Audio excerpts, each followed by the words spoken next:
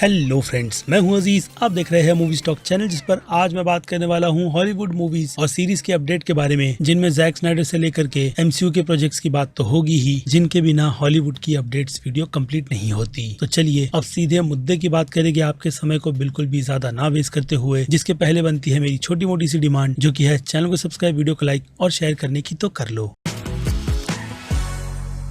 So friends, तो शुरुआत करते हैं सीधे बैटमैन 2 फिल्म से रिलेटेड आई हुई थोड़ी सी वियर्ड अपडेट के बारे में, क्योंकि देखा जाए तो डीसी का पूरा यूनिवर्स अब जेम्स गन के अंडर आता है। इसलिए अब कोई भी सोर्सेज इस फिल्म से रिलेटेड कोई भी अपडेट निकाल करके देंगे तो उस पर जल्दी से ही जेम्स गन भी अपनी मोहर लगा देते हैं, या फिर कहूँ थोड़ा सोचने समझने के बाद तो कंफर्मेशन मिल ही जाती है। जिस पर माई टाइम टू शाइन की तरफ से पहले ये दावा किया गया कि वार्नर ब्रदर्स वालों ने बैटमैन के पार्ट 2 से रिलेटेड काफी सारी चीजों को क्रैक किया है, जिसके चलते ये फिल्म अब इस यूनिवर्स में बैक टू बैक दोनों ही पार्ट को शूट करेगी, यानी सेकंड और थर्ड पार्ट। जो बात फिर क्या थी, फैंस के बीच काफी ज्यादा वायरल हो गई। और फिर क्या था, जेम्स गन से जब इसकी कंफर्मेशन मांगी गई तो उन्होंने बिना हिचकिचाते हुए फैंस को ये बात बता दी कि ये बिल्कुल भी नहीं हो रहा। लेकिन माई टाइम टू शाइन, वो कहते हैं ना कि अपनी बातों से बिल्कुल भी ना हटते हुए अभी भी बैक टू बैक का राग आलाप रही है। जो बात कितनी ज्यादा सच होगी वो कहते हैं ना कि आने वाला वक्त ही बताएगा। जिसके बाद बात करें नेटफ्लिक्स की काफी मच अवेटेड सीरीज आर्केन 2 की, तो इस सीरीज के सीजन 2 का ऑफिशियल ट्रेलर या फिर कहूँ टीजर फाइनली रिलीज हो चुका है, जिसे देख करके आप कह सकते हो कि इसकी एक्साइटमेंट अब पहले से और भी काफी ज्यादा बढ़ गई है, क्योंकि ये शो है ही इतना शानदार जिसकी तारीफ तो बनती ही है। लेकिन इसी के बीच एक और कंफर्मेशन भी निकल कर आई है इसी सीरीज से रिलेटेड, जो सुन करके कह सकते हो कि थोड़ा दुख तो होता ही है। जिसमें फिलहाल तो कहा यही जा रहा है कि इसका सीजन 2 ही असल मायने में इसका फाइनल सीजन है। जी हाँ, आपने बिल्कुल सही सुना। जिन सब के पीछे का एग्जैक्ट रीजन फिलहाल तो अभी मुझे नहीं पता। बाकी लेट्स सी कि गेम से हटकर सीरीज के इस यूनिवर्स में इसे फाइनल सीजन कैसे बनाया जा रहा है, क्योंकि गेम की दुनिया इतनी ज्यादा बड़ी है जिसे हाँ आप कह सकते हो कि 2 ही सीजन में तो खत्म नहीं किया जा सकता। इसलिए अब लीग ऑफ लेजेंड के इस यूनिवर्स में कंफर्मेशन इस बात की भी है कि इस सीजन के खत्म होने के बाद ही बाकी प्रोजेक्ट्स की ऑफिशियल अनाउंसमेंट की जाएगी, जिसे ऑलरेडी स्टूडियो प्रिपेयर कर बैठ गया है। यानी नई कहानी और जर्नी हम फैंस का इस यूनिवर्स में इंतजार कर रही है, जिस पर आगे मेकर्स अच्छी तरीके से आप कह सकते हो कि मिल्किंग करते हुए शो को कंटिन्यू रख सकते हैं। लेकिन अब जबकि फाइनल सीजन का डिसीजन निकल कर आ ही गया है, तो देखते हैं कि नवंबर में जब इस सीरीज को रिलीज किया जाएगा तब असल मायने में स्टोरी का क्या किया गया है। और अब नेटफ्लिक्स के रिलीजेस के कुछ एनिमेटेड शोज की बात की जाए तो स्पंज बॉब के यूनिवर्स से फ्लैट किंग की एक मूवी साल 2025 में रिलीज की जाएगी, जिसका फर्स्ट ऑफिशियल लुक आप स्क्रीन पर देख सकते हो कि कैसा दिख रहा है। इसी के साथ साथ होटल ट्रांसल्वेनिया के यूनिवर्स को अब थिएटर तो नहीं बल्कि नेटफ्लिक्स पर रिलीज किया जाएगा साल 2025 में, जिसका ऑफिशियल टाइटल होटल ट्रांसल्वेनिया है। और इसके अलावा एक हाइप्ड जो एनिमेटेड प्रोजेक्ट है वो जैक स्नाइडर का है, जिसका official title Twilights of the God है। जिस एनिमेटेड सीरीज का फर्स्ट लुक आप स्क्रीन पर देख सकते हो कि किस तरीके का है, जिसकी स्टाइल और डिजाइन मुझे काफी ज्यादा पसंद आई है। बाकी लेट्स होप कि जैक स्नाइडर का ये प्रोजेक्ट थोड़ा ढंग का निकले। और फिर इसके अलावा नेटफ्लिक्स पर और भी कई सारे प्रोजेक्ट्स को अनाउंस किया गया है, आई मीन एनिमेटेड प्रोजेक्ट्स को, जिसमें लारा क्राफ्ट भी इंक्लूड है, तो टर्मिनेटर की एनिमे सीरीज भी। बाकी और सारी डिटेल के लिए आप नेटफ्लिक्स के ऑफिशियल पेज पर जाकर इस ट्रेलर को देख सकते हो, जो कि आपको ये बता देगा कि नेटफ्लिक्स के पास एनिमेटेड प्रोजेक्ट्स का भंडार नेक्स्ट ईयर से लेकर के इस साल की रिलीज में कितने ज्यादा पड़े हैं। और फिर बात करें सोनी वालों की तरफ से की गई अनाउंसमेंट एंग्री बर्ड 3 फिल्म की, जिसे प्राइम फोकस वाले भी गारफील्ड फिल्म की सक्सेस के बाद अपने बैनर के अंडर प्रोड्यूस कर रहे हैं। हाँ, सोनी के साथ टाई अप कर, जो कि मुझे लगता है कि उनके करियर को अच्छा खासा बूस्ट भी दे रहा है, क्योंकि एंग्री बर्ड के यूनिवर्स पर पहले की 2 फिल्में बॉक्स ऑफिस पर अच्छी खासी कमाई कर चुकी है। जिससे हटकर डिज्नी वालों की बात की जाए तो उनके एनिमेटेड यूनिवर्स में डीसी इनसाइडर वालों की रिपोर्ट के अकॉर्डिंग वो लोग अब एक इंडियन प्रिंसेस भी चाहते हैं, जिसकी कहानी पर उन लोगों ने शायद से ऑलरेडी काम कर रखा है, जिसकी फिलहाल तो अभी के लिए तो ज्यादा डिटेल मेरे पास नहीं है। तो फिर क्या इससे हटकर हंगर गेम के यूनिवर्स की अनाउंस की गई बुक की बात की जाए, जिसका official title sunshine on the ripping है, तो अब इस पर लॉयन गेट्स वाले ऑफिशियली फिल्म भी अनाउंस कर चुके हैं, जो कि साल 2026-20 नवंबर को रिलीज होगी। बाकी कहानी तो सेकेंड क्वाड्रेंट क्विल जीतने की है, जिसका टैग वुडी हैरिसन के कैरेक्टर हेमिच के पास है। जिस रोल में अब वो रिटर्न आएंगे भी या नहीं उसका पता तो मुझे लगता है कि आने वाले दिनों में चल ही जाएगा। और फिर इससे हटकर आने वाली मॉन्स्टर यूनिवर्स की फिल्म की बात की जाए तो नेटफ्लिक्स की आई एम मदर फिल्म के डायरेक्टर ग्रैंड सुपरटोर को इसकी बागडोर संभालने के लिए दे दी गई है, जिनके डायरेक्शन का स्केल मुझे आई एम मदर फिल्म में पसंद आया था।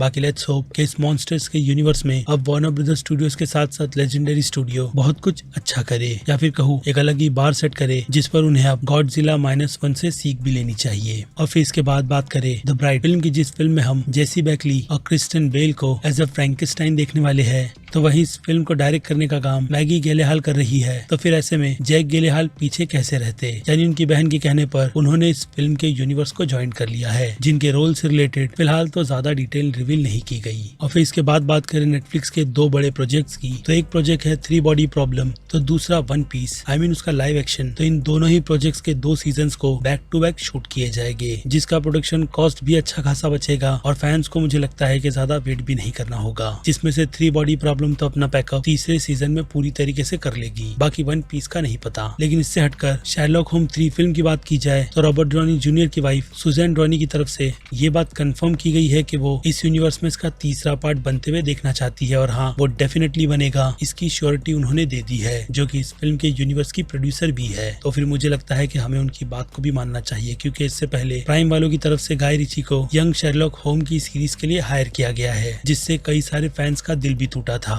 लेकिन अब मुझे लगता है कि सुजैन की तरफ से ये राहत बहुत ही बड़ी है, और ऐसी ही राहत नेशनल ट्रेजर 3 फिल्म से रिलेटेड दी गई है, जिस पर जॉन टर्टल्स ने यही कहा कि इस फिल्म की राइटिंग खत्म हो चुकी है। बाकी हाँ, निकोलस केज 100% अपने आइकॉनिक कैरेक्टर में रिटर्न करेंगे, और उनके साथ साथ दूसरी कास्ट भी, जिसका फिलहाल तो थोड़ा सा और वेट करना होगा। जिसके बाद बात करें लेजेंडरी मियाजाकी की, तो आपको पता ही होगा कि boy in the heroin project को लेकर के फिलहाल तो यही कहा गया था, या फिर कहूँ फिर से फैंस को बेवकूफ बनाया गया था कि ये उनका लास्ट प्रोजेक्ट है। लेकिन अब खुद उनके बेटे की तरफ से ये बात कंफर्म की गई है कि इस बार मियाजाकी एक और प्रोजेक्ट पर काम कर रहे हैं, जो बात सुन करके हम जैसे फैंस तो काफी ज्यादा खुश होते ही है, क्योंकि लेजेंड्स जब तक अपने विजन को लेकर के हार नहीं मानते तो उन्हें ऐसे प्रोजेक्ट्स पर काम करते रहना चाहिए, जिसमें इस बार वो किसी एक्शन एडवेंचर के प्रोजेक्ट पर काम कर रहे हैं। और फिर बात करें फिर से पायरेट्स ऑफ द कैरिबियन के यूनिवर्स की आई हुई अपडेट के बारे में, तो जेरी ब्रेकहैमर की तरफ से इस फिल्म के 2 प्रोजेक्ट की कंफर्मेशन दे दी गई है। जी हाँ, 2 प्रोजेक्ट, जिनमें से एक प्रोजेक्ट अब भी स्पिन ऑफ के नाम पर मार्गो रॉबिट्स के यूनिवर्स पर ही फोकस करेगा। जो बात मुझे समझ नहीं आती कि मार्गो रॉबिट के मना करने के बाद भी आगे कैसे कंटिन्यू किया जा रहा है। जिस पर फिर क्या था, थोड़े दिमाग के घोड़े दौड़ाने के बाद, यानी कि सोर्सेज से पता करने के बाद यही कंक्लूजन निकल कर आया कि उनके अलावा दूसरी फीमेल लीड एक्ट्रेस को ढूंढा जा रहा है, जो नाम मैं आपको पहले ही दे चुका हूँ। लेकिन इससे हटकर रीबूट प्रोजेक्ट की बात की जाए, जी हाँ रीबूट, तो उसकी कहानी यानी कि यूनिवर्स को पूरी तरीके से रीबिल्ड करने की जिम्मेदारी लाइव एक्शन की लॉयन किंग वाले राइटर जेफ नेटिंसन को दिया गया है, जिन्होंने हाँ इसके पहले इस लॉयन किंग फिल्म के अलावा Pirates of the Caribbean Dead Man Tell No Tales film की कहानी भी लिखी है। और उनका नया project A Young Woman and the Sea भी है, जो कि डिज्नी के अंडर ही आता है। इसके अलावा catch me if you can, terminal और रश आवर जैसी फिल्म की कहानी भी उन्होंने ही लिखी है, जो कि मेरी नजर में फिलहाल तो ब्लॉकबस्टर फिल्मों की कहानी लिख सकते हैं। लेकिन यहाँ बात पायरेट्स की निकल कर आती है, और ऊपर से रीबूट, जिससे कि ये बात भी कहीं ना कहीं अब पता चल जाती है कि जॉनी डेप को लेकर के इस यूनिवर्स का अब आगे कुछ नहीं हो सकता। और फिर इसके अलावा बात की जाए ट्रांसफॉर्मर 1 की, तो इस फिल्म के ट्रेलर को देख करके ये बात पता चलती है कि ये फिल्म अपने एनिमेशन स्टाइल को लेकर के किन ऑडियंस को ज्यादा टारगेट करना चाहती है। ऊपर से खुद स्टूडियो की तरफ से भी ये बात कंफर्म कर बताई गई थी कि ये फिल्म वो लोग फिलहाल तो लाइव एक्शन में नहीं बना सकते, जिसका बजट बहुत ज्यादा ओवर हो जाएगा। तो फिर क्या था, फैंस की कम्युनिटी बढ़ गई, जिसमें अब भी डायरेक्टर के नाम पर कुछ अच्छे फैंस ने इस फिल्म से उम्मीद लगा रखी थी। और फिर क्या था, अब इस फिल्म का पहला रिस्पॉन्स एनएससी के डेब्यू में बहुत नहीं बल्कि काफी ज्यादा अच्छा निकल कर आया है, जिसे स्टैंडिंग ओवेशन के साथ साथ काफी ज्यादा प्रेज भी किया गया है। यानी प्रोजेक्ट अभी के लिए तो काफी ज्यादा अच्छी वाइब दे रहा है। बाकी लेट्स सी कि इस फिल्म के रिलीज होने के बाद फैंस के साथ साथ बच्चे क्या इस यूनिवर्स के साथ खुद को कनेक्ट करने में कामयाब होते भी है या नहीं, जिस पर मुझे तो लगता है कि पैरामाउंट वाले बहुत ही ज्यादा कॉन्फिडेंट है। लेकिन लाइव एक्शन फैंस के लिए तो अच्छी खबर यही है कि Michael Bay as a producer responsibility निभाते हुए क्रॉसओवर में अपना योगदान दे रहे हैं। यानी वो ट्रांसफॉर्मर और जीआई जोस की क्रॉसओवर आ रही फिल्म पर अपनी पूरी नजर एज अ प्रोड्यूसर रखेंगे, हाँ पैरामाउंट के साथ मिलकर। और फिर अब आखिरी अपडेट की बात करें तो ये अपडेट एक्समैन के यूनिवर्स से रिलेटेड है, जिस पर आपको पता होगा कि आज से 2 हफ्ते पहले डेडलाइन वालों की तरफ से माइकल लेस्ली का नाम कंफर्म किया गया था, जिन्होंने अपने करियर में कुछ अच्छे प्रोजेक्ट तो नहीं लेकिन कहूंगा कि काफी एवरेज से प्रोजेक्ट बना रखे हैं, जो फिलहाल तो एक्समैन के यूनिवर्स की कहानी लिखने का काम कर रहे हैं। यानी देखा जाए तो एमसीयू वालों की तरफ से एक्समैन 97 को ध्यान में रखकर जल्दी से इसकी फिल्म अनाउंस कर देना एक बहुत ही अच्छा मूव है मेरी नजर में। लेकिन राइटर फिलहाल तो थोड़े डाउटफुल ही रहेंगे, और इसी से रिलेटेड जॉर्डन पीले का नाम भी निकल कर आया था, जो फिलहाल तो एमसीयू के साथ किसी सीक्रेट प्रोजेक्ट पर डिस्कशन कर रहे थे। लेकिन अब वो प्रोजेक्ट एक्समैन का है, ये बात जैसे कि मैंने आपको कहा कि काफी स्ट्रॉन्ग रूमर के तौर पर कंफर्म कर दी गई है। जिस बात को ही सुन करके ये बात बहुत ज्यादा अजीब लगती है कि मार्वल ने जॉर्डन पीले को इस फिल्म को बनाने की अपील की, जिस पर तो हाँ उनकी तरफ से ना ही निकल कर आती, ये बात उनके डाई हार्ड फैंस को पता है।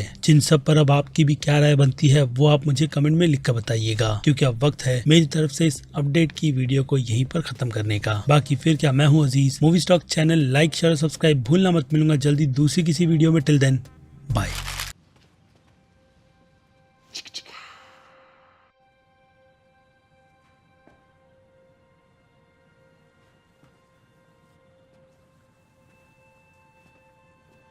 You're still here. It's over. Go home.